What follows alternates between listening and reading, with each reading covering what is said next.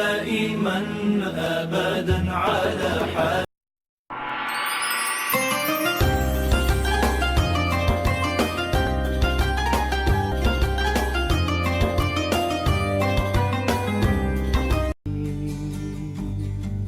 نظرة إلي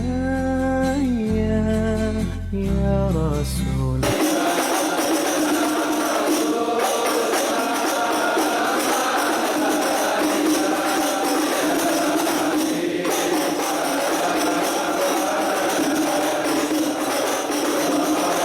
Bilkhusus guru kita bersama Ad-Da'i ilallah Sayyid Al-Habib Abdul Rahman bin Ahmad bin Ahmad bin Abdul Rahman Segar LCMA. Kita doakan mudah-mudahan Allah panjangkan umurnya, Allah sehatkan badannya, dan Allah mudahkan semua urusannya, dan yang terpenting Allah berikan keistiqomahan kepada beliau di dalam mengajarkan ilmunya kepada kita semua. Wasaddid lisani wahdi qalbi bihaqqi sayyidina Muhammadin sallallahu alaihi wasallam. Amma ba'd, hadratil kiram al-mukarram wal muhtaramun yang kami hormati, bersama-sama kita muliakan guru kita bersama Abuya Al-Habib Abdul Rahman bin Ahmad As-Segar. Semoga beliau guru kita selalu dilimpahkan kesehatan oleh Allah Subhanahu wa taala, diberikan kemudahan beliau di jalan menjalankan dakwah untuk kekasih Allah Nabi kita Muhammad sallallahu alaihi wasallam.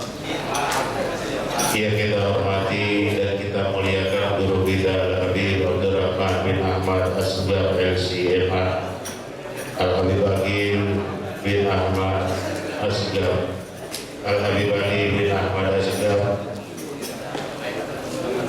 Hadir bersama kita para umarok, Pak Camat, Pak Lurah, dan Tramil, serta kepala KUA dan yang lain-lainnya.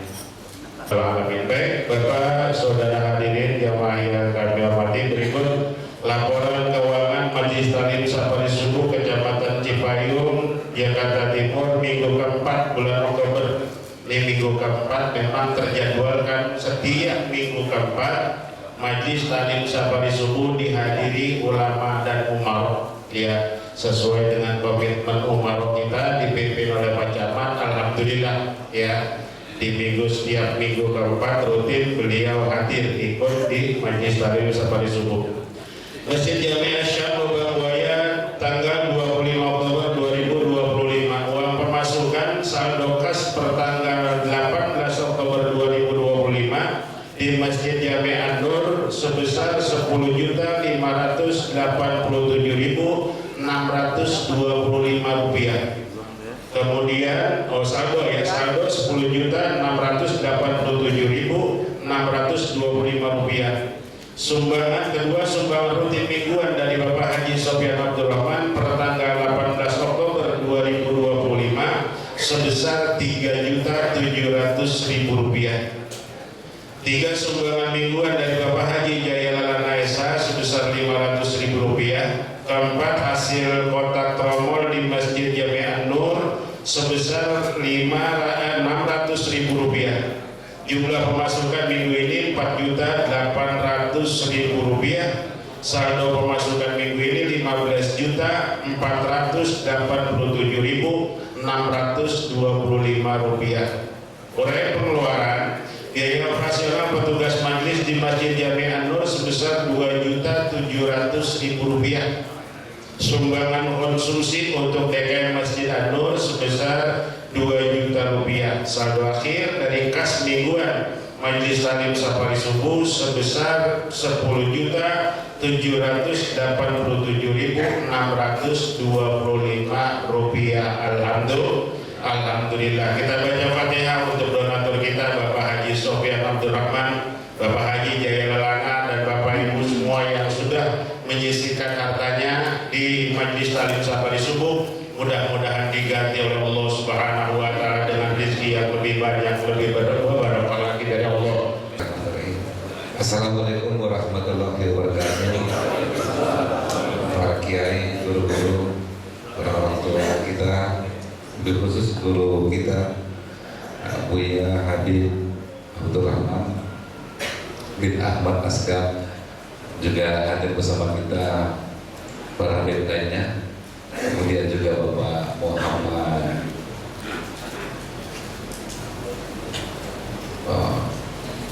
Yusuf Samin ya, tokoh masyarakat kita di Tulungboy, orang tua saya, lupa saya, Pak Lurah biasa manggilnya, jadi saya lupa.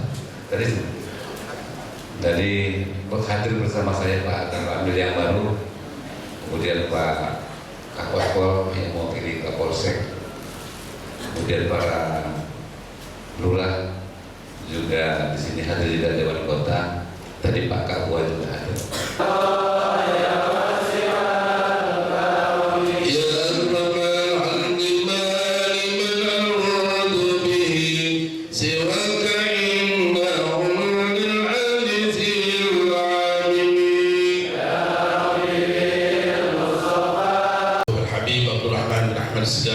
Kami silakan sallu ala Muhammad.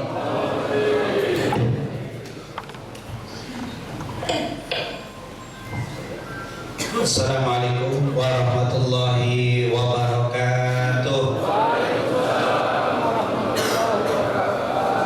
Alhamdulillah wassalatu wassalam ala Rasulillah wa ala alihi wa man wala.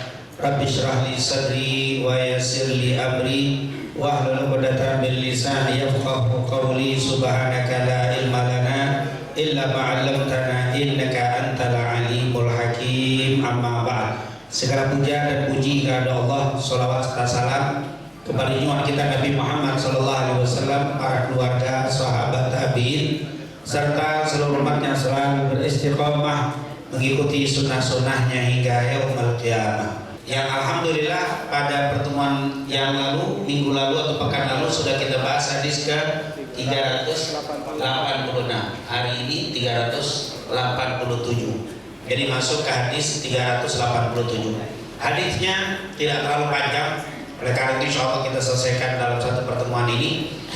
Dikatakan di situ qala al-mu'allif rahimahullah wa nafa'ana bi bid'aihi amin, an Aisyah radhiyallahu anha qalat anna Rasulullah sallallahu alaihi wasallam ba'atha rajulan ala sariyatin wa kana yaqra'u li ashabi fi salatihim fayahtimu bi qul huwallahu ahad.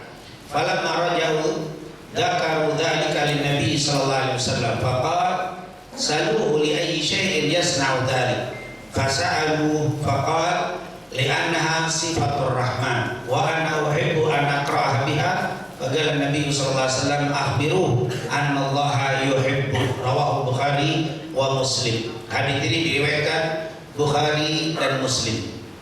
Hadisnya ini hadis 387.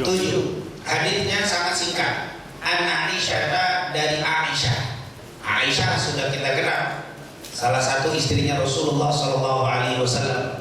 Satu-satunya istri Nabi yang gadis adalah Aisyah radhiyallahu anha. Dan beliau sudah kita ceritakan manaqibnya atau biografi hidup dari Aisyah radhiyallahu anha. Singkatnya, beliau meninggal pada tahun 59 Hijriah. Ada yang mengatakan tahun 58 Hijriah. Hadisnya cukup banyak, mencapai 2210 hadis. 2210 hadis. Salah satunya hadis yang kita baca di hari ini. Dan kemuliaan beliau cukup banyak sekali yang sudah kita sebutkan. Sudah pasti para istri Nabi dijamin masuk surga tanpa hisab. Ini sudah jaminan, sepakat. Dan juga hadis lain Bukhari Muslim, Aisyah pernah berkata, "Qabula minar rijal katsir wa lam yaqbul minan nisa illa Maryam bintu Imran wa Asiyatu imra'atu Fir'aun wa fadlu Aisyata ala sa'irin nisa ka fadli tharil ala sa'iri ta'am." Kata Rasulullah, "Qabula minar rijal katsir." Yang sempurna dari kaum laki-laki banyak. Walam yakmul minan nisa, tapi sedikit dari wanita yang sempurna, kecuali Maryam, yaitu anak Imran, ibunda daripada Nabi Isa. Wa Asiyah, Asia imra'atu Fir'aun, yaitu istri daripada Fir'aun. Wa fadlu Aisyah ala sairin nisa, dan keutamaan Aisyah dibanding wanita yang lain kafadli tsari ala sairit ta'am, bagaikan kue atau makanan tsari dibandingkan kue yang lainnya. Artinya menunjukkan Aisyah itu punya kelebihan yang luar biasa. Nah, tentunya sudah kita bahas panjang lebar tentang Aisyah di salah satu hadis di antara 2210 hadis yang beliau riwayatkan, hadis ini. Apa kata Aisyah? Anna Rasulullah sallallahu alaihi wasallam ba'atha rajulan ala sariyatin. Sungguh Rasulullah sallallahu alaihi wasallam telah mengutus seseorang ala sariyatin, di dalam sebuah sariyah. Jadi kalimat syariah. Jadi Rasul pernah mengutus seseorang di dalam pasukan syariah. Wa kana yaqra'u li ashabi, dan orang itu selama menjadi pimpinan di syariah tadi, di dalam sholatnya selalu menutup sholatnya dengan membaca Qul huwallahu ahad.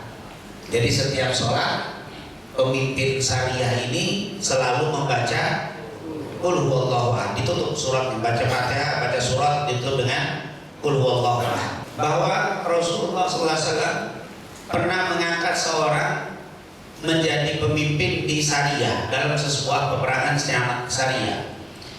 Dia saat itu, saat menjadi imam, pemimpin ini selalu sholatnya menutup dengan membaca surat Qul huwallahu ahad. Falamma raja'u, ketika selesai syariah itu pulang, dzakaru dzalika lin-nabi, diceritain sama para sahabat tentang pimpinannya, imamnya yang selalu membaca surat Qul huwallahu ahad, itu dengan surat Qul huwallahu ahad. Maka Nabi bilang, salu li ayyi syai'in yasna dzalik. Kata Nabi, tanyain kenapa dia melakukan itu, kata Rasul. Kenapa orang itu membaca surat Al-Ikhlas setiap menutup suratnya? Jadi baca Fatihah, baca surat ditutup dengan Al-Ikhlas. Kenapa pakai surat Al-Ikhlas? Fasa'alu, akhirnya pasukannya yang tadi selalu ikut bersama si imam nanya sama si imam tadi. Faqal, si imam tadi menjawab, li'annaha sifatur rahman, karena surat Al-Ikhlas itu berisikan tentang sifat-sifat Allah. Wa ana uhibbu an aqra'a biha, oleh karena itu saya demen, saya suka, saya cinta membaca surat itu karena isinya tentang sifat-sifat Allah. Faqala Nabi sallallahu alaihi wasallam, maka Nabi bersabda, akhbiru, kasih tahu sama dia yang suka membaca surat Al-Ikhlas itu, annallaha yuhibbu, sungguh Allah mencintainya seperti dia mencintai surat Al-Ikhlas. Kemudian di sini ada kalimat anna Rasulullah ba'atha rajulan fi sariyatin. Rasul pernah mengutus seorang laki-laki sebagai pemimpin di syariah. Apa ini syariah? Perbedaan. Ada peperangan yang dilakukan oleh Rasul, ada dua. Ada namanya ghazwah, ada namanya syariah. Ghazwah, syariah. Coba kita lihat secara singkat perbedaan ghazwah dan syariah. Apa beda? Ghazwah itu dan syariah sama-sama peperangan Rasul, tetapi kata para ulama, al-farqu baina saraya wal ghazawat, perbedaan antara saroya itu bentuk jamak daripada syariah. Kalau syariahnya satu, kalau saroya banyak. Wal ghazwah itu perang, bentuknya satu, tapi kalau banyak ghazawat. Apa? Ghazawat, peperangan. Ghazahar Rasul wa saraya ghazawat lam yusharik fiha Rasul. Kalau ghazwah itu yang mimpin langsung Nabi Muhammad, turun Nabi di lapangan. Tapi kalau Nabi ngutus itu namanya sariyah atau saraya. Jadi Rasul di situ ada perkampungan berontak, membahayakan kota Madinah. Dipanggil 30-40 orang, berangkat, kamu jadi pimpinan, serang itu kampung, datang ke sana. Tapi Nabi nggak ikut. Itu namanya apa? Sariyah. Bentuk jamaknya saraya. Jadi peperangan yang dipimpin Nabi, tapi Nabi nggak turun, tapi Nabi yang ngatur strateginya namanya sariyah. Tapi kalau yang Nabi turun langsung namanya ghazwah. Itu ghazwah. Jadi harus ngerti beda tadi. Anna Rasulullah ba'atha rajulan fi sariyatin. Nabi pernah ngutus seorang laki-laki sebagai pemimpin di dalam sariyah. Berarti di dalam pasukan perang yang tidak dipimpin langsung oleh Nabi, tapi orang itu yang pimpin. Ini bedanya sariyah dan ghazwah. Para ulama mengatakan ghazwahnya Nabi berapa banyak? Ghazwah Nabi banyak. Nabi mengalami peperangan yang langsung dipimpin sama Rasul. Abu Ishaq pernah berkata, aku duduk di sisi Zaid bin Arqam. Waktu itu seseorang bertanya kepada saya, kam ghazan Nabi sallallahu alaihi wasallam min ghazwatin. Nabi perang berapa banyak yang kau alami? Tis'ata asyrah. Nabi perang 19 kali dalam waktu 10 tahun. Karena Nabi masuk kota Madinah baru ada peperangan. Di Mekah nggak pernah. Rasulullah 13 tahun di Mekah boro-boro perang, pasukannya kagak ada. Boro-boro perang. Mau taklim aja ngumpet-ngumpet.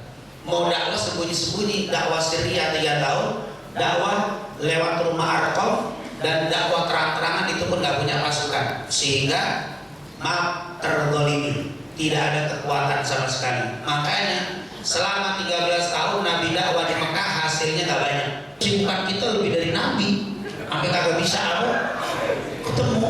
Emang jamnya, yo Nabi jamnya panjang, wajar lah. Kalau saya kan jamnya cuma 24 jam satu hari. Enggak, jam dulu sama jam sekarang sama. Tapi kok dia bisa begitu? Para ulama, para imam, Syafi'i, Imam Ahmad kok jadi hebat. Padahal kita jam segini, umur segini, jauh banget. Oh ternyata kita lebih banyak tidurnya. Oh ternyata kita lebih banyak ngopi. Kalau lu ngopi 5 jam gak berhenti. Taklim sejam goyang, sono goyang sini miring terus. Memang beda emang. Makanya mungkin kalau bisa taklim ada ngopinya kali ya. Kopinya gak.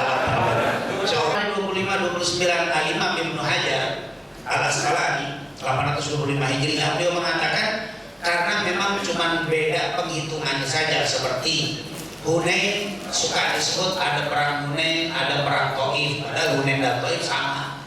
Itu suka disebut di dalam buku sejarah Ghazwatul Hunain. Ghazwatul Hunain disebut apa? Hunain itu adanya di Taif, makanya suka disebut perang Hunain. Di kitab lain perang Taif. Jadi dua, padahal satu peperangan. Suka disebut perang perang Khandaq, suka disebut perang Ahzab. Itu kan dengan yang bikin beda jumlahnya gara-gara namanya saja. Perang Bani Quraidah, yaitu Bani Ahzab juga disebut perang Khandaq, perang Ahzab, terus perang Bani Quraidah juga disebut. Kemudian Bani Quraidah ini Yahudi di Madinah ada 3, Quraidah, Bani Nadir, dan Qainuqa. Setelah perang Khandaq selesai, Rasulullah menyerang kaum Quraidah, yaitu apa? Yahudi, karena mereka bersiap untuk berkhianat dengan Nabi Muhammad. Intinya nama-nama yang beda itu karena memang penamaan saja yang bikin beda. Maka total rata-rata para ulama sekitar 25, 26, 27, 28, 29. Itulah sekitar perangnya Nabi yang langsung dipimpin oleh Nabi Muhammad, disebut apa? Ghazwah. Tetapi ghazwah yang sekian ini yang terjadi peperangan sampai menumpahkan darah hanya 9. Yang lainnya datang mereka kabur, datang mereka nyerah. Itu jadi nggak jadi apa? Tapi Nabi udah turun. Seperti di perang Mekah, Fathu Mekah, Nabi datang mereka nyerah semua se-Mekah. Akhirnya dikuasai tanpa apa? Menumpahkan darah. Nah ini yang menumpahkan darah 9, yaitu perang Badar, Uhud, Khandaq, Quraidah, Khaybar, Muraisi, Fathu Mekah sedikit, Hunain dan Taif. Selebihnya menang tanpa ada pertumpahan darah. Perang Badar, Uhud terjadinya di Madinah, orang Mekah datang ke Madinah. Perang Khandaq mereka datang ke Madinah, Nabi. Jadi semuanya adalah penyerangan. Nah nanti Khaybar karena mereka sudah mempersiapkan pasukan mau nyerang Nabi, diserang dulu sama Nabi. Jadi peperangan tidak ada yang dimulai oleh Nabi Muhammad. Yang ada Nabi mempertahankan diri dan juga menyerang karena membahayakan keamanan kota Madinah. Madinah dan kaum muslimin. Kenapa Nabi gak turun? Karena pasukannya kecil. Biasanya yang ganggu cuma segang doang, cuma satu kampung doang. Kirimin 40 beres, kirimin dikit aja, nggak penting. Atau posisinya ini mah nggak terlalu penting, bisa cukup dengan berapa orang selesai. Itu Rasul kirim. Tapi kalau Rasul melihat, wah ini berat, nggak bisa, harus saya turun sendiri. Nah itu makanya juga begitu kan, Pak Camat kita, Kapolsek juga dan Ramil semua ada bab-bab yang mesti diturun sendiri, ada yang nggak perlu turun, cukup kirim aja pasukan selesai. Tapi harus juga sekali-kali pimpinan harus turun. Ada yang nggak turun, menginstruksikan lurah menginstruksikan RT selesai. Ada yang nggak bisa RT, harus RW turun. Ada juga. Kadang-kadang lurah harus turun, kadang-kadang camat harus ada. Tapi nggak mesti, masa sih ini urusan camat begini nggak turun, masa semua camat harus turun? Enggak, Nabi juga begitu, nggak selalu turun. Jangan kelas-kelas yang kecil camat suruh turun, ribet urusannya. Si imam bacanya kulhum dulu, qul huwallahu ahad Allahu samad lam yalid wa lam yulad wa lam yakul lahu kufuwan ahad Allahu akbar. Ini bacanya kulhum dulu. Akhirnya dia menegur pimpinan. Ini kan panglima dalam syariah, nggak bisa ngomong, diem aja udah. Makanya kalau pimpinan kita harus ngikut. Ju'ilal imamu liyutamma bihi fa idza kabbara fakabbiru fa idza raka'a farka'u wa idza qala wal dhalin faqulu amin. Imam itu dijadikan pemimpin untuk diikuti. Makanya kita imam dijadikan pemimpin untuk diikuti, ikut udah imamnya. Kita nggak boleh gerutu. Kalau nggak gerutu, kalau selesai boleh nanti protes setelah. Tapi kalau lagi memimpin nggak boleh. Ini ngadu ya Rasulullah, dulu. Nabi dengar begitu, wah ini unik juga nih. Nabi nggak melakukan itu, tapi lihat Nabi nggak bilang, wah bid'ah orang masuk neraka ini. Nggak pernah saya contohin karena baca kulhu. Saya kan nggak pernah baca kulhu. Saya baca surat kulhu ya, tapi kok setiap baca Fatihah baca surat ditutup kulhu, bid'ah ini. Arti bid'ah belum saya contoh, tapi tidak setiap bid'ah sesat. Nabi selalu tanyain dulu, kenapa dia melakukan begitu? Tuh Nabi Muhammad begitu, kalau kita kan lain. Pokoknya nggak dicontohin Nabi, sesat udah deh. Sholat tutup dulu, Nabi nggak pernah melakukan itu. Terus iyyakum wa muhdatsatil umur fa inna kulla muhdatsatin bid'ah wa kullu bid'atin dhalalah wa kullu dhalalatin finnar. Neraka. Kenapa baca kudu? Nabi nggak pernah nyontohin tuh kayak begitu tuh. Kalau kita kan begitu. Hukum kita kadang-kadang ada saudara kita yang punya hukum pokok selama kagak dilakukan Nabi bid'ah. Maka jawabannya sederhana, li'annaha sifatur rahman. Karena kulhu ini isinya itu cerita tentang sifat-sifat Allah. Qul huwallahu ahad. Allah, katakan Allah yang Maha Esa. Allahu samad. Qul huwallahu ahad Allahu samad. Allah tempat bergantung seluruh makhluk. Lam yalid wa lam, yang tidak beranak, tidak diperanakan. Dan itu sifat-sifat Allah. Saya demen banget baca surat itu. Makanya saya baca itu terus karena menunjukkan keagungan Allah, sifat Allah yang maha mulia. Wa ana uhibbu an aqra'ah biha. Makanya saya sering dan suka baca kulhu. Setelah itu ngadu ke Nabi, ya Rasul, alasan dia karena surat kulhu al-ikhlas itu sifat-sifat Allah dan dia demen baca surat itu karena mengandung sifat-sifat Allah. Apa jawab Nabi? Jangan dibayangin bid'ah. Saya nggak pernah contohin, enggak. Nabi bilang apa? Akhbiru, kasih tahu sama dia. Kenapa? Allah sudah cinta sama dia karena dia cinta dengan surat Al-Ikhlas, surat Qul huwallahu ahad. Karena dia cinta dengan itu, maka Allah cinta kepadanya. Subhanallah. Itu hikmah dari hadis yang pertama, pentingnya sholat jamaah. Ya, karena Nabi lihat ini orang dalam peperangan tetap melakukan sholat jamaah, dan bagaimana penjagaan para sahabat untuk sholat jamaah. Kemudian yang kedua, kemuliaan surat Al-Ikhlas. Nah jelas ini kemuliaan surat Al-Ikhlas, maka suka disebut ini surat tauhid. Makanya Bapak ada 2 surat tauhid itu.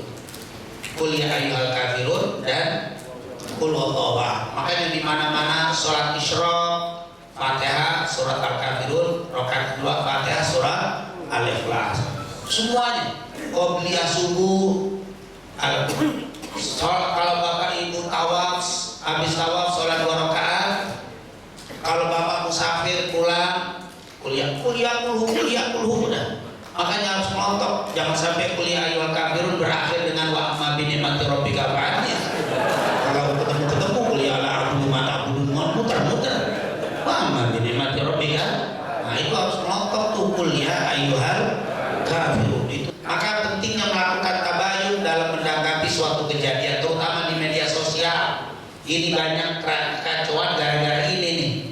Main dapat Cipayung kejadian begini, bakal langsung aja begini. Tunggu dulu, ada apa nih? Harus kita jaga. Suruh pegang ini, hati-hati tabayun. Ini sekarang ini banyak berantakan, banyak kejadian yang ngaco gara-gara apa? Media sosial yang ditelan apa? Mentah-mentah. Apalagi antum di grup nih, jangan suka nge-share yang nggak jelas deh. Nih saya nggak tanggung jawab, saya cuma ngopi dari tetangga. Mau ngapain ngopi tanggung? Kopi dari tetangga, kopi paste saya nggak bertanggung, tetap tanggung jawab. Bapak dalam men-share, ngerti nggak ngerti harus tanggung jawab. Makanya maaf, setiap berita dia sumbernya dari mana nih? Sumbernya nggak jelas. Udah dilihat lepas.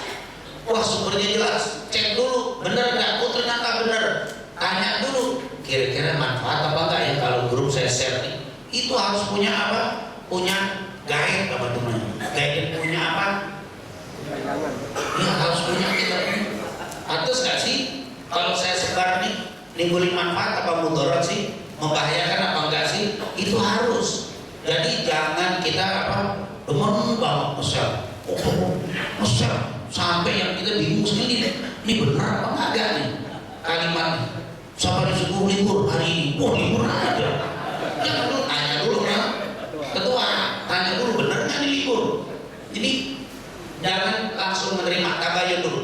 Hakim yang bijaksana selalu sebelum memutuskan suatu perkara akan mendengar alasan dari kedua belah pihak pengaduannya, alasan yang dilakukan. Ini jelas.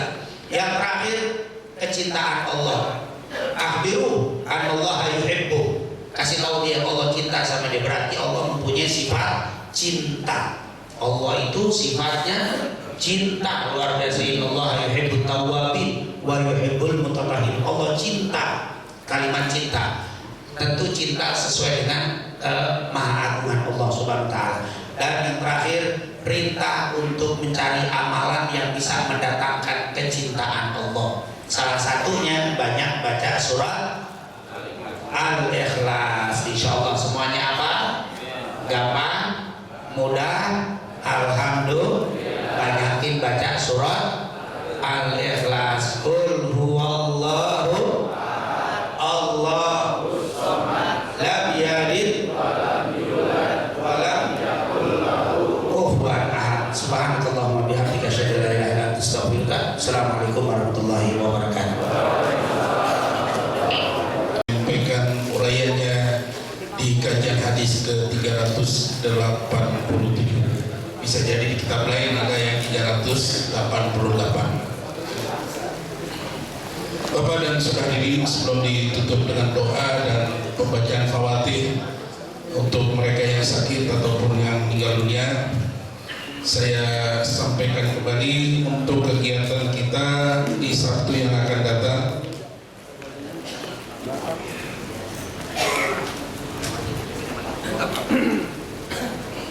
Jadi di Masjid Nurul Iman RT 14 RW 3 Kelurahan Bambu Apus.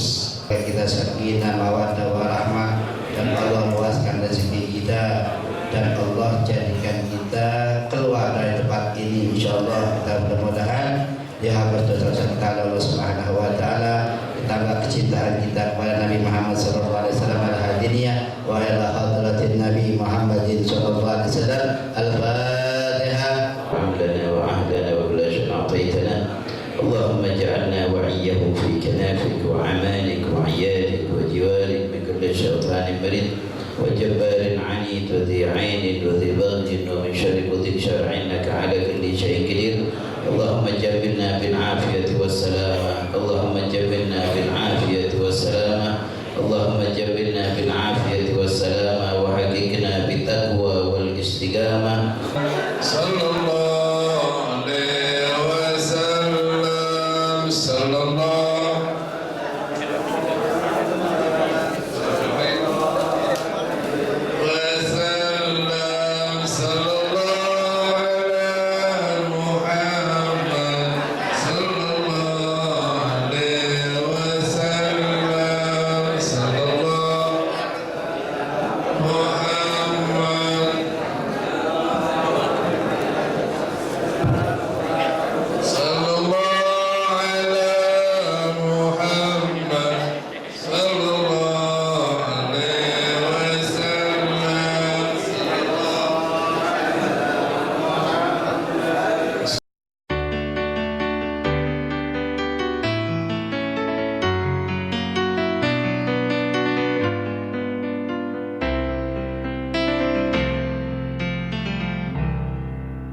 Ya Rasulullah,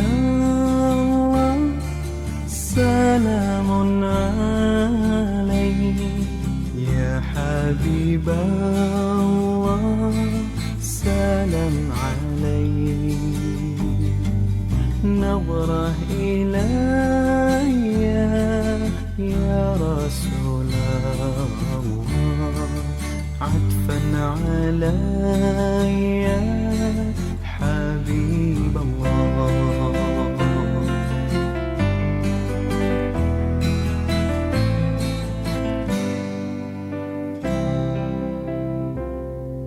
من نور طه صلاة لها، ذكر الإله زيت إليها.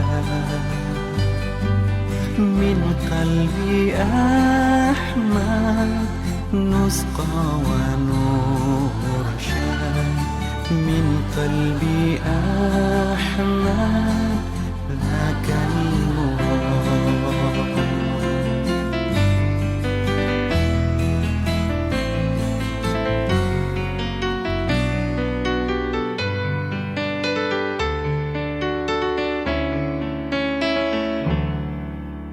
Kekasih Allah juga semesta, salawat salam kita semua.